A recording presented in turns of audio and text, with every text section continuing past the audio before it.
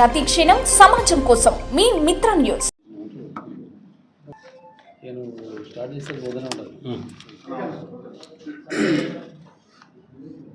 Media మిత్రులందరికీ నమస్కారం.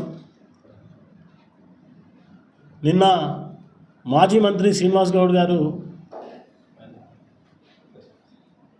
MP అభ్యర్థి వంశీచంద్రారెడ్డి గారి గురించి కాంగ్రెస్ పార్టీ గురించి చాలా ఆవేశపూరితంగా, చాలా ఉద్రేకంగా నిన్న మాట్లాడడం జరిగింది.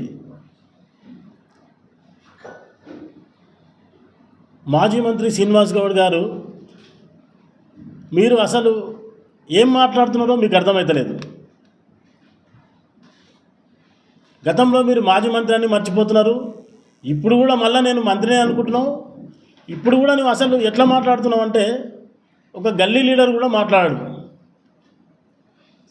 నువ్వు మాటలు ఎట్లా ఉన్నాయంటే అసలు ఇప్పుడే ఎవరైనా పెన్ను పేపర్ ఇచ్చి చెప్పినట్లు మాట్లాడుతున్నావు. నువ్వు ఎట్లా మాట్లాడుతున్నావో నీకే అర్థమవుతుంది. అది నువ్వు మాట్లాడే ప్రతి మాట కూడా మేమనాల్సింది. నువ్వు మాట్లాడే ప్రతి వర్డ్ కూడా నీ నోట్లోకెళ్ళి వచ్చింది. అది నీ మాట్లాడే ప్రతి మాట ఇంటి గురించి ఎవరైనా నిన్ను గృహప్రవేశానికి పిలిస్తే వాని ఇల్లు గేటు నుంచి చూసుకుంటూ పోయి పైకి ఎక్కి మొత్తం కింది నుంచి పైన దాకా గోడలు, పైన ఉన్న స్లాబు అన్నీ లెక్కలేసుకొని ఇది ఏడ తెచ్చినావు, ఇది ఎవరు ఇప్పించిండ్రు, మేమందరం కూడా మాట్లాడుకున్నది ఏంది శ్రీనివాస్ గౌడ్ గారు అంటే, ఈయనను గృహప్రవేశానికి పిలిస్తే మళ్ళీ ఇల్లు ఉంటుందా పోతుందా భస్మం అవుతుందా అని అనుకునే వాళ్ళం మేము. బట్టల గురించి నువ్వు మాట్లాడతావా? నువ్వు నన్నే హైదరాబాద్ నగరంలో నా గురించి నువ్వు మాట్లాడితే 7 సంవత్సరాల కింద నా దగ్గర ఒక మాట మాట్లాడినావు. నేను అందుకే నీవు జీన్స్ ప్యాంట్ అని చెప్పినావు. నాకు గుర్తుపెట్టుకో, ఇది వాస్తవమా కదా అని ఒకసారి గమనించుకో. డ్రెస్సింగ్ గురించి ఏం మాట్లాడినావు? జీన్స్ ప్యాంట్ వేయద్దు, గొలుసులు వేయద్దు అని చెప్పినావు. నువ్వు మర్చిపోయినట్టున్నావు. గొలుసులు వేయద్దు, ఉంగురాలు వేయద్దు. నీవేమో ఉంగురాలు పెట్టుకోవాలి, కడాయాలు వేసుకోవాలి. కడం పోటుకపోయి దొంగలు ఎత్తుకపోతే మళ్ళీ తెల్లారని నువ్వు తెచ్చిపెట్టుకుంటావు. నువ్వు గొలుసుల గురించి, ఉంగరాల గురించి ఎవరు మాట్లాడతారు? నువ్వు నన్ను మాట్లాడినావు, నాకు గుర్తుకుంది. ఎవరిని కాదు, నన్నే మాట్లాడినావు. రా అబద్ధం అంటే కూర్చుందాం, ఏడంటే అలా కూర్చుందాం. ఒట్ల గురించి మాట్లాడితే నీ దగ్గర ఒట్ల గురించి మాట్లాడితే బాగాలేకుంటుంది. ఖచ్చితంగా ఒట్లే పెడదాం, దాన్ని వేడ కూర్చుంటాం. అన్నలేదు అని నీకు ఇష్టమైన వ్యక్తి మీద అన్న పెట్టు, ఇష్టమైన దేవుని మీద అన్న పెట్టు. నన్నే అన్నావు. డ్రెస్సింగ్ గురించి, బట్టలు జీన్స్ ప్యాంట్ వేసుకోకు, గొలుసులు పెట్టుకోకు, రింగులు పెట్టుకోకు. మేము కష్టపడి కట్టిన ఇల్లు, కష్టపడి కట్టిన అందరు దొంగతనాలు చేసి కడతారా? ఏం మాట్లాడుతున్నావు నువ్వు? ఆజాద్ ఏదో అంటారు కదా, మనం బజ్జాతికి ఎత్తుకున్నావు అన్నట్టుగా, ఎవడో వెనకటికి ఏమో అన్నట్లు నువ్వు నీవే ఉరుకుతున్నావు, నువ్వే ఉరుకులాడుతున్నావు. నిన్ను ఎవరేమన్నారని అంతగానో ఉరుకులాడుతున్నావు. ఇల్లు కూలగొడతానంట, ఇల్లు కూలగొడతారు, ఉరుకులాడుతారు. ఇల్లు కష్టపడి కట్టుకున్నావు, మరి దొంగతనం చేసి కట్టినామని ఎవరన్నా అన్నామా? అందరం కష్టపడితేనే కడతాం కదా ఇల్లు. మరి నువ్వు ఎట్లా కట్టినావు నీకు తెలియాలి. నువ్వు కట్టిన దాని గురించి మేము మాట్లాడడం. కానీ అనవసరంగా ఆవేశపూరితంగా ఏదో మాట్లాడితే ప్రెస్లో వస్తుందనో, ఏదో మాట్లాడితే సింపతి వస్తుందనో, ఏదో మాట్లాడితే ఏదో వస్తుందనో నువ్వు ఆలోచించి మాట్లాడుతున్నావు. మాట్లాడితంగా మాట్లాడుతున్నావా, నీవు ఆవేశంగా మాట్లాడుతున్నావా, నీవు గర్వంగా మాట్లాడుతున్నావా? ఒక్కసారి ఆ వీడియో తీసి పబ్లిక్ చూడాలి. ఒకసారి నువ్వు చూసుకో, నీవెలా మాట్లాడుతున్నావు. అవతల ఎంపీ అభ్యర్థి గారు కానీ, మా ఎమ్మెల్యే శ్రీనివాసరెడ్డి గారు కానీ ఎలా మాట్లాడతారో ఒకసారి గమనించాలి. మీరు ఏముందంటే ఏదో మాట్లాడితే సింపతి వస్తుందని ఫీల్ అవుతున్నావు. ఏం సింపతి వస్తుంది? నిజంగా నువ్వు రాజకీయం చేసిన అంటున్నావు కదా, తొలి దశ మలి దశ ఉద్యమాల గురించి మాట్లాడుతున్నావు కదా. నువ్వు మాట్లాడే ప్రతి మాట అబద్ధం ఉంటుంది. వాస్తవంగా చెప్తున్నా, తొలి దశ ఉద్యమం గురించి 1969లో నారాయణ గౌడ్ సారు మూసపేటలో కత్తిపోట్లు ఓడిపించుకున్నాడని ఈరోజు మాట్లాడినావు నిన్న ప్రెస్ మీట్లో. గతంలో తొలి దశ ఉద్యమంలో బుల్లెట్ తగిలింది అన్నావు. అరే అప్పుడే బుల్లెట్ పోయి కత్తులు వచ్చినా?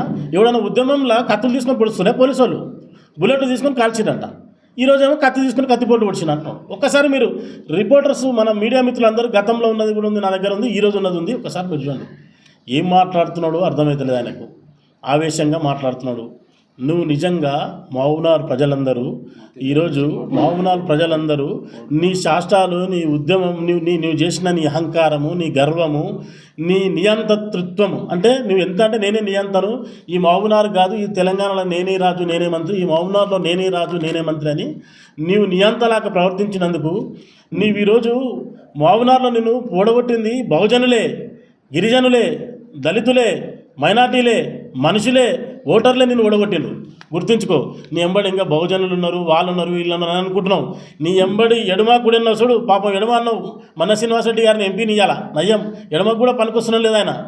ఈరోజు నీ పదవి పోయినాక నీకు ప్రోటోకాల్ కొరకు పాపం ఎంపీ శ్రీనివాసరెడ్డి గారిని బలి చేస్తున్నావు. పాపం మీ మన శ్రీనివాసరెడ్డిని. ఆయన అనవసరంగా ఆయన జీవితాన్ని నీ పక్కన ఉండి అనవసరంగా నీ నుంచి ఆయనకు సగం బురద తగులుతుంది. ఆయన కారు గురించి మాట్లాడాను గతంలో. అదే సార్ నువ్వు నిరవైనప్పుడు గుర్తు చేసుకోను. మన శ్రీనివాసరెడ్డిని రేపు పొద్దునే మళ్ళీ ఫోన్ చేసి అడుగుతాను నేను. నీవు ఆయన కారు గురించి మాట్లాడినావు. నీ కారు ఎంతది, ఎట్టకెళ్ళి తెచ్చినావు, ఏంది కారు గురించి నువ్వు కారు తెచ్చుకొని తిరుగుతావు కూడా. డిఫెండర్ కార్ ఏదో తెస్తే అడిగినావు. ఆల వెంకటరెడ్డికి పోయి అబ్బాయి ఇల్లు జూబ్లీహిల్స్లో ఎన్టీఆర్ ఇల్లు ఏడుంది, చిరంజీవి వెళ్ళడం చూసి ఆయన ఇల్లు గురించి మాట్లాడాను. ఆల వెంకటరెడ్డిలు నీ పక్కలున్నోలే సంతృప్తిగా కాదు, నీ పక్కలున్నోలే నీ మీద కడుపులో బాధ పడుకుంటా, కడుపులో బాధ తన్నుకుంటా నీ ఎంబడి తిరుగుతారు. నీ వ్యక్తిత్వం గురించి నువ్వు చెప్పాలనా? పక్కలుండి కాదు, ఊర్లో ఉన్న అందరికీ తెలుసు నీ వ్యక్తిత్వం గురించి. ఇవాళ నేను మంచోని అంటే నువ్వు మంచోని అవుతావా?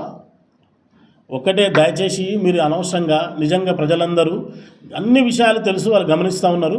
ఈరోజు మామూలు ప్రజలు అసెంబ్లీ ఎలక్షన్లో నీవు చెయ్యని తంతు లేదు, నువ్వు పడని పాటలు లేవు, నువ్వు చెయ్యని ఎత్తులు లేవు. నీవు ప్రతి కులాల మధ్య చిచ్చు పెట్టిందే నీవు.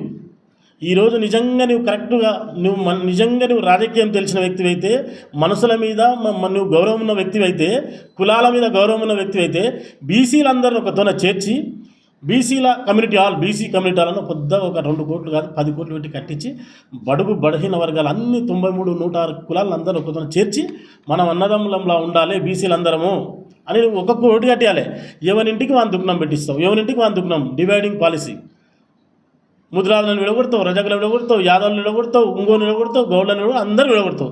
మా గౌడ్ల దాంట్లోనే చిచ్చు పెడుతుంది.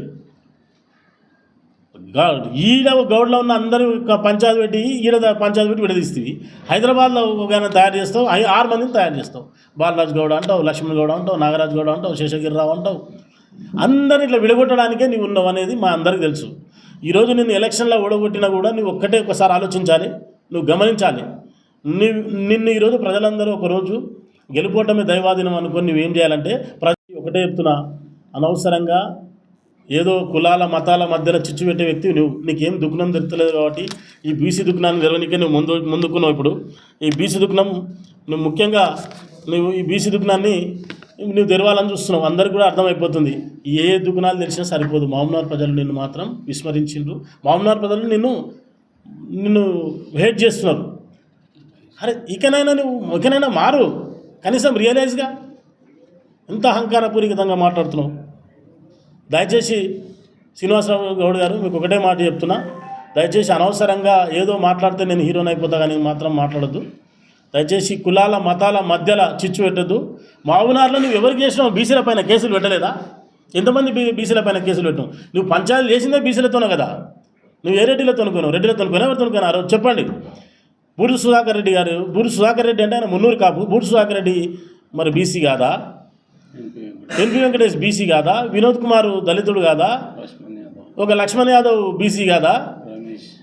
రమేష్ బీసీ కాదా? ఒక లక్ష్మణ్ నాయక్ ఉండే ఆయన మీద లంబడాయన ఎస్టీ బిడ్డ ఆయన కాదా? ప్రతి ఒక్కరి మీద ఎవరి మీద చూసినా నువ్వు పెట్టిందే బీసీల మీద. ఈరోజు చిచ్చులు పెట్టిందే బీసీల మీద. నువ్వు అసలు నువ్వు డామినేట్ చేసిందే బీసీలను కదా. ఈరోజు నీకు బీసీలు గుర్తుకొచ్చిండ్రా? దయచేసి మళ్ళీ అనవసరంగా మాట్లాడి ఒకసారి నువ్వు ఆలోచించి నేను మాట్లాడిన మాటలు అర్థం ఉందో లేదో. దయచేసి మళ్ళీ ఇంకోసారి కాంగ్రెస్ పార్టీని నువ్వు పడిపోతుందని 10 రోజులకు నువ్వు రూమర్స్ చేసినావు. 10 రోజులకే కాంగ్రెస్ పార్టీ పడిపోతుంది, అయిపోతుంది, కేల్కతం అని చెప్పి ఇదే టీఆర్ఎస్ పార్టీలో కూర్చొని ఆ రోజు నా పక్కన ఉన్న కౌన్సిలర్లు ఆ రోజు ఆయన పక్కన ఉన్నారు. మా కౌన్సిలర్లు అందరూ పార్టీ ఆఫీస్లో కూర్చుంటే తిక్కలేసిందా మొత్తం మాతో ఉన్నారు, మా సార్ చేతిలో ఉన్నారు, బటన్ వస్తే పడిపోతుంది ప్రభుత్వం అని చెప్పింది 10 రోజులకే. ఓర్వలేక నోటికొచ్చిన మాటలు మాట్లాడతావు. నువ్వే ఓర్వలేని మాటలు మాట్లాడినావు. ఈరోజు మీ ప్రభుత్వం పడిపోయిన తర్వాత మీ పార్టీ పరిస్థితి ఏముందో తెలుసు కదా. పార్టీలో ఉన్న ప్రతి ఒక్కరు కూడా ఎలా బయటకు వస్తున్నారు, ఎట్లా అందరూ ఇతరులకు వస్తున్నారు. చివరికి నీ మీద కూడా రూమర్స్ వస్తున్నాయి. కాంగ్రెస్ పార్టీ మీ వియాంకుని ద్వారా పోయి కలిసి కాంగ్రెస్ పార్టీలో కలవడానికి ప్రయత్నం చేస్తున్నామని, చేస్తే మా వాళ్ళు వీళ్ళు వద్దన్నారని చెప్పి బీజేపీ పార్టీలో ప్రయత్నం చేస్తున్నామని. బీజేపీ పార్టీకి పోతే సునీల్ని ఏదో కలవడానికి పోతే డీకే అన్న గారు, సరే ఎవరన్నా వాళ్ళందరూ కూడా మిమ్మల్ని హెల్ప్ చేస్తున్నారని వింటున్నాం. దయచేసి మీరు పార్టీల గురించి మీరు కాంగ్రెస్ పార్టీ గురించి కానీ, వంశీచంద్ర గారి గురించి కానీ, ఎన్ఎం శ్రీనివాసరెడ్డి గారి గురించి కానీ, మా పార్టీ గురించి కానీ మాట్లాడితే బాగుండదు. ఖబర్దార్ శ్రీనివాస్ గౌడ్.